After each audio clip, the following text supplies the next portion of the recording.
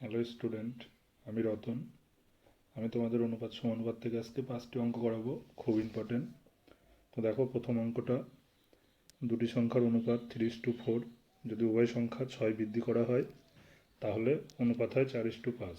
সংখ্যা দুটির পার্থক্য হলো। তো দেখো, দুটি সংখ্যার মধ্যে দেওয়া আছে 3:4। যখন সংখ্যা 6 বৃদ্ধি করা হচ্ছে তখন অনুপাত হচ্ছে 4:5। তাহলে আমার একটা অনুপাত প্রথমে 3-4 ছিল, পরে 4-5 হলো।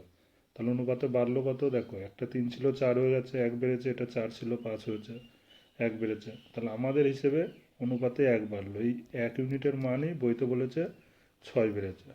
তাহলে 1 সমান সমান আমরা 6 লিখতে পারি। সংখ্যা দুটির পার্থক্য চেয়েছে, সংখ্যা দুটির পার্থক্য দেখো, একটা 3 একটা 4। তাহলে 3 আর 4-এর পার্থক্য তো 1।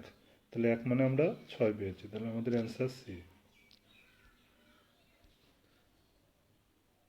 দ্বিতীয় অঙ্কটা দেখো, দুটি সংখ্যার অনুপাত 3:5। যদি প্রতিটি সংখ্যা 10 বৃদ্ধি করা হয় তাহলে তাদের অনুপাত হয় 5:7। সংখ্যাগুলি হলো। তো দেখো, দুটি সংখ্যার অনুপাত দেওয়া ছিল 3:5। প্রতিটি সংখ্যা 10 বৃদ্ধি করলে অনুপাত হচ্ছে 5:7। তাহলে আমার সংখ্যা দুটি 3 আর 5 ছিল, পরে 5 আর 7 হলো। তাহলে সংখ্যা দুটো বাড়লো কত? একটা 3 ছিল 5 হয়েছে, 2 বেড়েছে। 5 ছিল 7 হয়েছে, এটাও 2 বেড়েছে। তাহলে আমাদের হিসেবে 2 বেড়েছে প্রতিটি সংখ্যা।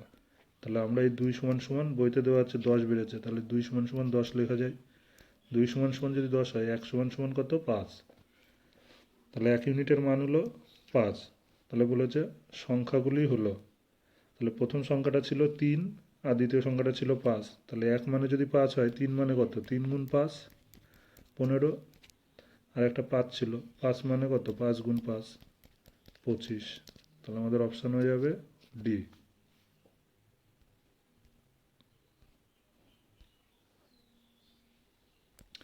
3 নম্বর অঙ্কটি দেখো,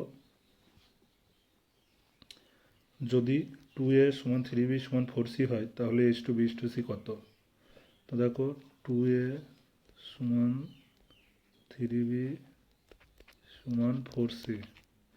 এখানে আমাদের নিয়ম হচ্ছে, যখন যেই মানটা বের করতে হবে তখন সেই সংখ্যাটা বাদ দিয়ে বাকিগুলো গুণ করতে হবে।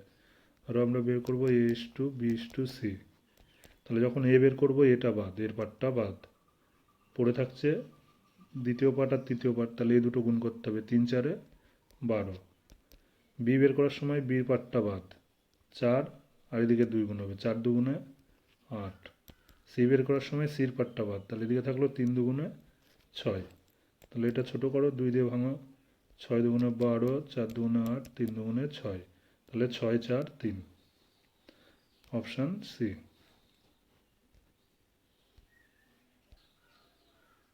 4 নম্বর অঙ্কটা দেখো, একটি মিশ্রণে দুধ ও জলের অনুপাত 5:1। 5 লিটার জল যোগ করলে দুধ ও জলের অনুপাত হয় 5:2।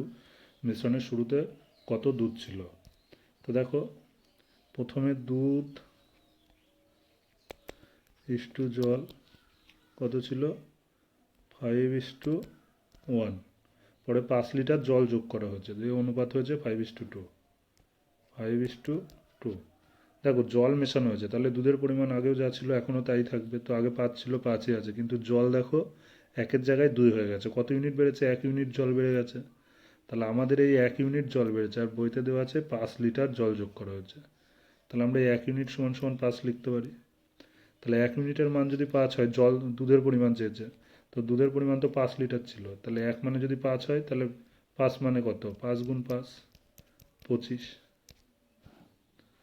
Option C. দেখো, 5 নম্বর অঙ্কটি, দুজন ছাত্রের বয়সের অনুপাত 3:2। যদি একজন আরেকজনের থেকে 5 বছরের বড় হয় তবে ছোট ছাত্রটির বয়স কত?